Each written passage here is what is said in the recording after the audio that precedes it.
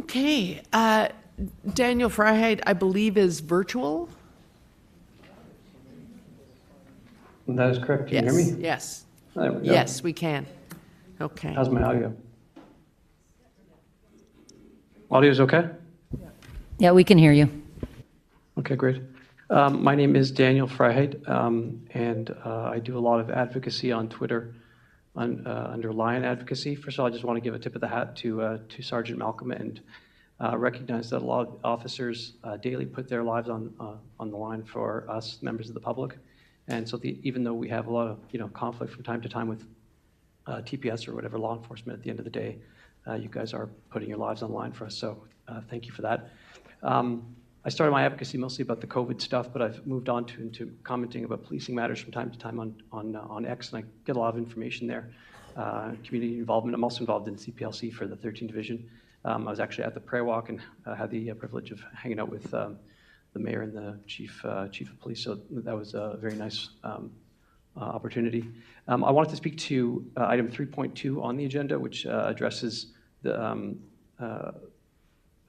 this page 11, which of the strategic plan dealing with comprehensive approaches to community safety and well-being and reciprocal partnerships. I want to focus on how to get cooperation from the public to avoid SIU investigations. I think SIU investigations are quite expensive. The public isn't aware of this. I don't know if they're actually separately tracked, plugged into AI, and you can get anywhere from $30,000 to $200,000 cost for an SIU investigation.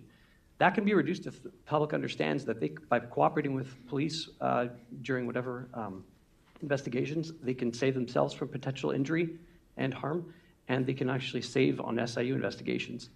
And so the only issue is that sometimes members of the public don't want to cooperate with police because they feel that their rights are being impinged or they're being detained, sometimes overnight, and not getting compensated for it. So one thing I wanted to suggest, and I don't know if you need to bring a motion or just consider it, is per diem or per hourly rates of compensation for people who've been unfairly targeted for stops or any form of detention. I think it would really increase cooperation, reduce SIU investigation costs, something to consider.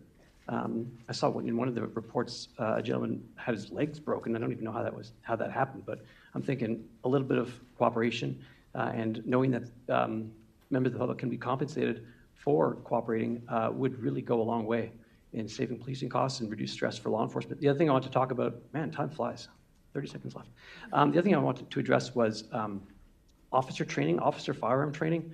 I think more training at the range would do wonders. Everyone I've spoken to, on the record, off the record, everyone seems to support more firearms training.